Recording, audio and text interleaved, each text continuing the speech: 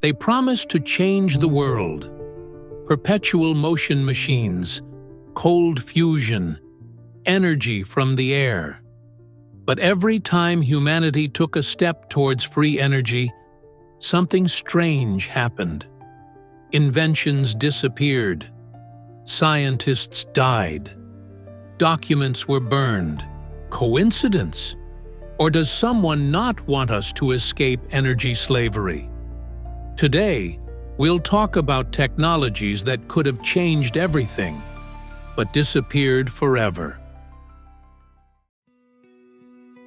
The idea of a perpetual motion machine has fascinated humanity since the dawn of time. It seemed like the pinnacle of engineering, a machine that runs without stopping, without fuel, resources, or brakes. An eternal source of energy capable of changing the course of history forever. The term perpetual motion machine itself appeared in the Middle Ages. Scientists and alchemists tried to build devices that would rotate indefinitely. The first designs can be found in the works of Indian engineers as early as the 12th century. Later, in Europe, enthusiasts such as Wilhelm Vogel and Franz von Krasenstein proposed increasingly intricate designs: pendulums, wheels, pendulums on wheels. But none of them withstood the test of reality. Physics, in the form of the law of conservation of energy, always delivered its harsh verdict: it is impossible. Nevertheless, attempts continued. In the 18th century, Pierre Perrot demonstrated to the public a clock that supposedly worked without winding. In the 19th century, John Worrell Keely presented a mysterious resonance motor powered by an unknown force in the ether. All this was accompanied by loud speeches, demonstrations, and disappearances. Keely, for example, died suddenly, and after his death, the entire project was declared a scientific hoax. Perrot was suspected of fraud, but no direct evidence was found. Moreover, some archives mention details of his mechanism that disappeared before the investigation began. These cases gave rise to a persistent belief. Perhaps it was not just science. Perhaps each of these developments was a real threat, and someone really did not want them to become public knowledge. By the beginning of the 20th century, interest in perpetual motion machines had already begun to grow into something more than just an engineering hobby. It became a symbol, an impossible dream, forbidden knowledge, and sometimes even a reason to die. Scientists, engineers, self-taught inventors, they all had one thing in common. They disappeared, their work was destroyed, and official science simply threw up its hands in despair. One could dismiss this as coincidence or error, but, as we will see, the pattern becomes increasingly recognizable. First, an incredible discovery. Then, public interest. Next, pressure, denials, disappearances, and finally, the complete erasure of all traces. Why does this happen? Who is behind this cycle? Perhaps the answer lies in the next link in this chain. A man whose name is known to everyone, but whose true story is still shrouded in mystery. Nikola Tesla. The name Nikola Tesla is surrounded by legends. Some consider him a genius who was centuries ahead of his time. Others consider him a madman who dreamed of the impossible. But even the most skeptical historians admit that Tesla worked on things that could have changed humanity, if he had been allowed to finish what he started. He was born in 1856 in what is now Croatia. Even as a young man, He impressed his teachers with his unconventional thinking. His ideas about alternating current, wireless energy transmission, and the possibility of using the Earth itself as a transmitter seemed impossible. Nevertheless, step by step, he made them a reality. Tesla's main project was the Wardenclyffe Tower, a giant structure in New York City, construction of which began in 1901. According to the scientist's plan, the tower was supposed to transmit energy over any distance without wires, directly through the atmosphere. Literally, free energy for everyone. However, problems soon arose. John Pierpont Morgan, the tycoon who initially financed the project, suddenly withdrew his support. Officially, this was due to the crisis. Unofficially, it was because Tesla wanted to make energy free, which threatened the entire financial system. "If we can't put a meter on it, what good is it?" Morgan is quoted as saying. In 1906, construction was halted. The tower was demolished. The archives were sealed. Tesla himself, deprived of funding, continued to work alone. Increasingly reclusive, he spoke of a death ray, wave weapons, and thought transmitters. The press mocked him. Scientists remained silent. But when he died in a hotel room in 1943, the FBI immediately seized all his papers. The documents even recorded the name of the officer who carried out the seizure: John Trump, uncle of future U.S. President Donald Trump. Coincidence? Many of the documents have not been published to this day. Those that have been made public are interesting, but it seems as if something is missing. As if the most important part is missing. As if something was actually destroyed or classified. In recent decades, independent researchers have emerged who are trying to reconstruct Tesla's ideas. Some claim to have found ways to repeat his experiments with resonance, while others talk about the possibility of transmitting energy through the ground. But none of them have progressed beyond prototypes. Why? Proponents of the suppression of progress theory believe that Tesla's legacy is under tacit control. Not because it is dangerous, but because it is too effective. Technologies that do not require infrastructure, oil, cables, or batteries mean the end of the traditional economy. Tesla could have changed the course of history. His ideas were decades ahead of their time, but instead, he was isolated, bankrupted, and discredited. His tower was demolished, and his papers confiscated. All this happened amid public silence. No protests, no investigations, no regrets. The official version is that he was a brilliant but eccentric scientist who couldn't cope with reality. The unofficial version is that he was the first major victim of the very force that is preventing humanity from stepping over the threshold of energy independence. And now, the story of another inventor. His name has been almost forgotten, but his death still raises questions. A Polish scientist burned to death in his own home, leaving behind only ashes and rumors. His name was Stanisław Skrzepaniak. The story of Stanisław Skrzepaniak is one of the most mysterious among those of vanished geniuses. His name rarely appears in scientific reviews, but those who know him claim that he was on the verge of the greatest discovery of the 20th century, perhaps even a dangerous one. Stanisław was born in Poland in the mid-20th century. He studied physics, defended his doctoral thesis on nuclear reactions at low temperatures, and worked in one of the laboratories engaged in alternative energy research. In those days, cold fusion was considered a fringe science, science fiction rather than a real prospect.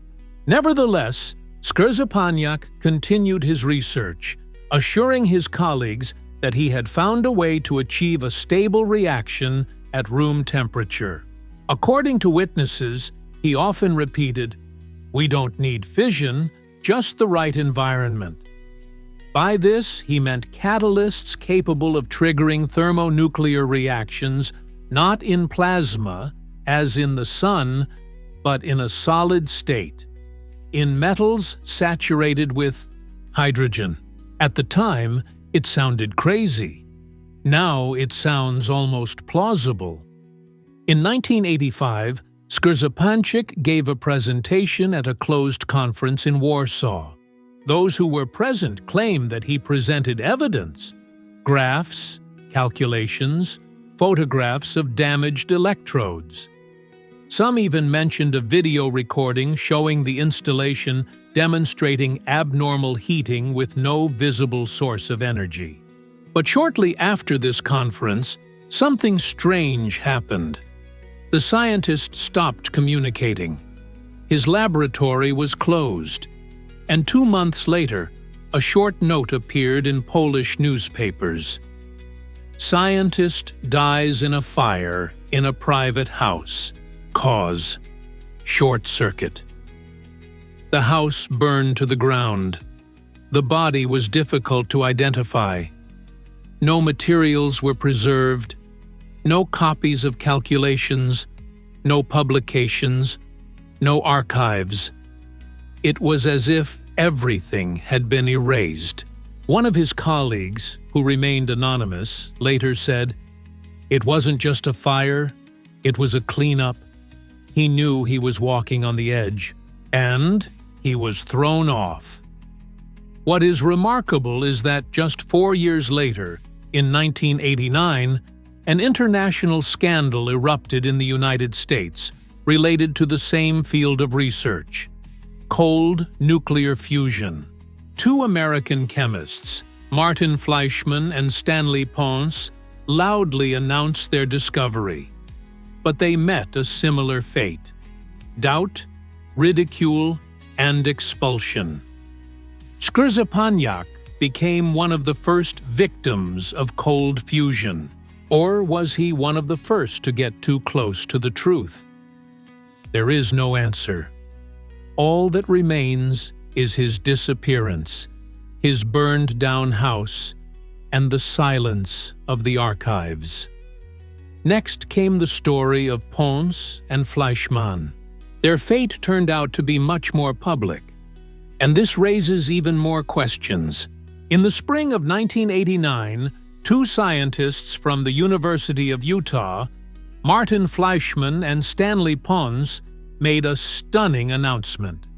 They had succeeded in achieving a nuclear reaction at room temperature. This meant one thing: they had found a way to achieve cold fusion. Their experiment was based on the use of a palladium electrode immersed in heavy water, deuterium oxide. Under the influence of an electric current, an abnormal reaction occurred. More heat was released than calculated. This meant that some of the deuterium was turning into helium, releasing energy, just like in thermonuclear fusion, but without temperatures reaching millions of degrees. The press conference was lightning fast. Newspapers came out with headlines like "The End of the Energy Era" and "Fleischmann and Pons Save Humanity from Oil." People were waiting for a revolution. But soon, everything took a different turn. Within a few weeks, a wave of skepticism began in scientific circles. Colleagues were unable to repeat the experiment. They criticized the methodology and questioned the integrity of the researchers. The world's leading scientific journal, Nature, refused to publish their work. Official science turned its back on them. Some critics were motivated by scientific integrity, but many experts and journalists noted that the reaction was suspiciously coordinated. The university began to distance itself. Funding was cut off. The scientists were accused of violating academic ethics for prematurely announcing their findings. Their reputation was destroyed. Martin Fleischmann, one of the leading electrochemists of his time, found himself in scientific isolation. His career was effectively over. Stanisław Pons emigrated to France, where he continued his research in a private laboratory. But there was no question of widespread support. Nevertheless, outside groups not affiliated with academic institutions reported that they were able to replicate the results, sometimes with energy levels tens of times higher. But there were no publications, or they were ignored. The main motive: we don't want to repeat the fate of Pons and Fleischmann. Who benefited from the decline of cold fusion? First and foremost, companies associated with traditional energy. Cheap energy on an industrial scale threatened not only oil giants, but also structures dependent on a centralized supply model, from state monopolies to defense contractors. Rumors began to circulate that laboratories that had demonstrated success were being closed down, and employees were signing non-disclosure agreements. Some disappeared. Others lost their grants, licenses, and status. There was no official confirmation, only evidence in the corridors of power. Cold fusion became something of a curse. It is studied, but not publicized. It is tested, but not published. It is like a myth, too dangerous to be true, and too logical to be fiction. Fleischmann died in 2012 in the United Kingdom. Pons is alive, but has long since left science. Their experiments were never recognized, but those who continue to work in this field acknowledge that they opened the door. It's just that someone was standing behind it. The next hero is Joseph Newman. A self-taught man from the United States with no university education, he created a device that, according to him, violated the second law of thermodynamics.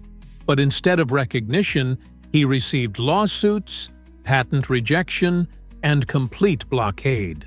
In the mid-1970s, a man appeared in the U.S. state of Mississippi who seriously claimed that he had invented a machine capable of producing more energy than it consumed. His name was Joseph Newman. Newman was not a physicist or an engineer with a degree. He was self-taught. But his knowledge of electromagnetism amazed even experts. He claimed to have created an electromechanical device that worked according to a new interpretation of the laws of physics, based on the interaction of magnetic fields and inertia. In practice, it looked like a large rotor with powerful windings, rotating under the influence of a minimal current, but at the same time producing a noticeable excess of energy. In 1983, Newman applied to the U.S. Patent Office for a patent. And that's when things got interesting. The patent was rejected. The official reason was that it violated the law of conservation of energy. But Newman did not expect this. Under American patent law, the office is not required to evaluate the workability of a device if it is formally new and described in detail. Newman began a legal battle. In court, he presented experiments, witness testimony, and independent expert opinions. One of the conclusions stated, "The device does indeed demonstrate an efficiency of over 100%. But the court decided otherwise, to deny the patent. The scientific community, represented by the National Academy of Sciences, declared the device infeasible. Physicists turned away. The media ridiculed it. Newman was left alone. After that, his life became like a slow war. He traveled around the country, organized demonstrations, and gathered supporters. Some claimed to have seen his generator power an entire house. Others spoke of attempts at industrial implementation. But obstacles arose everywhere. Insurance companies, license refusals, inspections. In 2005, his laboratory in Louisiana was robbed. Schematics, samples, and disks disappeared. The police did not find the culprits. A few years later, Newman suffered a stroke. He spent the rest of his life in a wheelchair. He died in 2015, never receiving recognition. But his idea lives on. Some engineers are creating copies of his device. Videos demonstrating it appear online and disappear. Channels are blocked. Comments are deleted. Some talk of conspiracy theories, others of a simple mistake. But the fact remains. Newman was convinced that he was being destroyed not for a mistake, but for the truth. With his death, the patents, drawings, and evidence disappeared. Almost everything, except for the memories of eyewitnesses. And the question, if he was a charlatan, why did they fight him so fiercely? The next chapter is a new era, where brilliant self-taught geniuses disappear not in fire, but in digital form, where channels are deleted and inventors suddenly die of natural causes. Technology hasn't gone anywhere. It's just become easier to hide. With the development of the internet, it would seem that the disappearance of inventions should be a thing of the past. Today, all you have to do is post a video, and the information will spread around the world in a matter of hours. But, as it turns out, modern technology has become not only a tool for dissemination, but also a tool for concealment. In the 2000s, YouTube and forums began to fill up with videos where enthusiasts demonstrated strange devices: magnet-powered engines, fuel-less generators, hydrogen cars that ran on water. Some looked convincing, others looked like fakes. But some of the authors had thousands of subscribers, documents, footage with multimeters, temperature sensors, and independent witnesses. One of the most famous was Steve Ryan, an American inventor who appeared on the show 60 Minutes in 2005 with his water-powered motorcycle. The device supposedly converted water into hydrogen in real time, enabling the motorcycle to run without petrol. Shortly thereafter, Ryan closed the company, citing external pressure. His website disappeared, and his patents were revoked. He himself disappeared from the public eye. In Canada, in the early 2000s, a company called Stiorn was actively developing what it claimed was a magnetic motor called Orbo, capable of generating energy without an external source. They even organized a public demonstration in London. But just before it was due to start, the demonstration broke down. The company continued to operate until 2016, when it suddenly ceased to exist.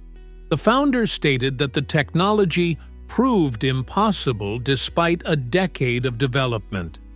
There are even more disturbing cases. For example, Filipino engineer Daniel Dingle claimed that he had created a car that ran on water back in the 1970s. He showed working models and received support from the mayor of Manila, but was eventually convicted of fraud. He died in poverty, leaving behind no documentation or working prototypes. His followers believed that the charges were fabricated.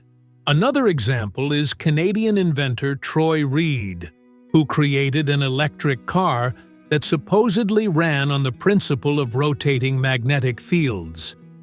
Videos of his demonstrations garnered millions of views, but at some point, they all disappeared. The channel was deleted, web archives were wiped clean, and Reed himself was no longer seen in public. His fate remains unknown. All of this could be dismissed as mistakes, inaccuracies, or lack of confirmation. But when there are dozens of such cases, a pattern emerges. It is particularly disturbing that it is not only the devices that disappear, but also their creators. Some die under strange circumstances. Some lose their sanity. Some simply vanish. The modern age has given us freedom of information, but it seems to have also given us a new form of control. Control not over the technologies themselves, but over what can be learned about them. In the last chapter, we will try to ask the main question: who benefits from all this? Who gains from humanity repeatedly losing the chance to become independent from energy, resources, and systemic control? When one technology disappears, it is a tragedy. When dozens disappear, it is a pattern. And the main question inevitably arises: who benefits from this? The first and most obvious answer is energy corporations, companies whose revenues depend on the sale of oil, gas, and electricity are not interested in energy becoming free or too cheap. Any technology that disrupts this balance is perceived as a threat. Not a technological threat, but a financial one. Next come the states. The centralized model of power is based on control over resources. Electricity, transport, raw materials, all of these create dependencies. And any device that allows an individual to gain energy autonomy undermines the foundations of this system. It is no coincidence that Tesla's documents were seized by the secret services. And it is no coincidence that many modern inventors face pressure not from competitors, but from officials. There are even deeper hypotheses. Some researchers talk about the so-called deep state, a supranational structure that controls key scientific and economic processes. It is in its interests to preserve the status quo, slow down radical changes, and suppress instability. Of course, there is no direct evidence of this, but when every new step forward is suddenly cut short and its author disappears or dies, it is difficult not to wonder. Finally, there is a hypothesis put forward by the most cautious scientists. Perhaps humanity is not yet ready. Perhaps these technologies are indeed dangerous, not for the economy, but for the very physics of the world. Perhaps their emergence will upset the balance, and therefore certain forces, natural or otherwise, are preventing their spread.